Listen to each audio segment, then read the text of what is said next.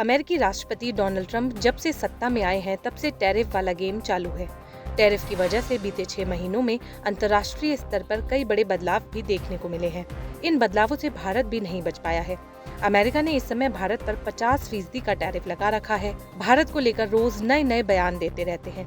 Trump ने दावा किया कि भारत रूस से तेल खरीदना बंद करने के लिए सहमत हो गया है और साल के आखिर तक इसे लगभग ना के बराबर कर देगा।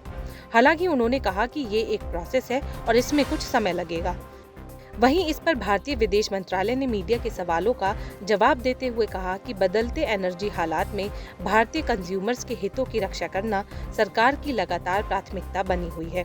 लेकिन सरकार ने ये साफ नहीं किया कि भारत रूस से खरीदारी बंद करेगा या जारी रखेगा।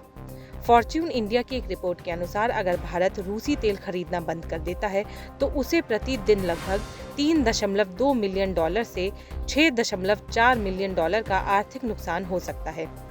भारत और चीन अमेरिकी राष्ट्रपति डोनाल्ड ट्रंप की सेकेंडरी सैंक्शन की धमकियों का लगातार विरोध कर रहे हैं। ये सैंक्शंस किसी सैंक्शंस वाले देश के साथ बिजनेस करने पर लगाए जाते हैं।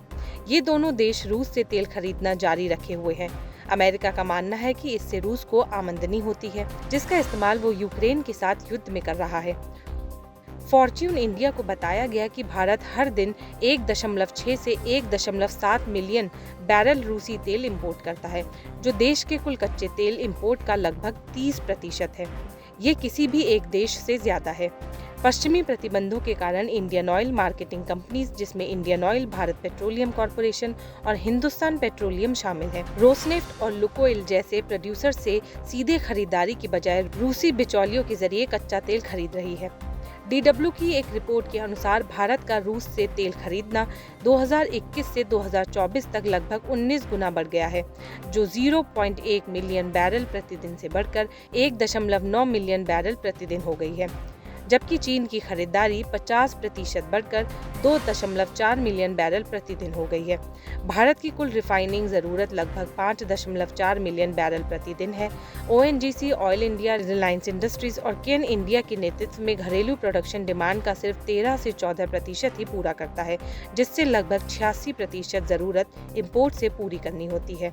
नई दिल्ली स्थित ऊर्जा शोध संसाधन कपलर में तेल विशेषज्ञ सुमित रितौलिया ने DW से कहा, अगर भारत ने 2022 में रूस से कच्चा तेल नहीं खरीदा होता तो तेल की कीमत कितनी बढ़ सकती थी। इसका सिर्फ अंदाजा ही लगाया जा सकता है।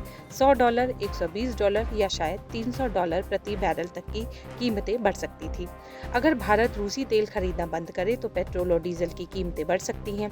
ऐसा इसलिए होगा क्योंकि भारत को दूसरे सोर्स से ज्यादा महंगा तेल इंपोर्ट करना पड़ेगा और ग्लोबल मार्केट में रुकावट से दुनिया भर में कच्चे तेल की कीमतें बढ़ सकती हैं, जिससे भारत की लागत पर भी असर पड़ेगा। भारत अभी रूस से डिस्काउंट पर तेल खरीदता है। ये खरीदारी बंद करने का मतलब होगा कि सभी तेल इंपोर्ट्स के लिए अधिक मार्केट प्राइस देना होगा। कच्चे तेल की ज्यादा कीमत से रिफाइनिंग की लागत भी बढ़ेगी, जिसका बोझ पंप पर उपभोक्ताओं पर पड़ेगा।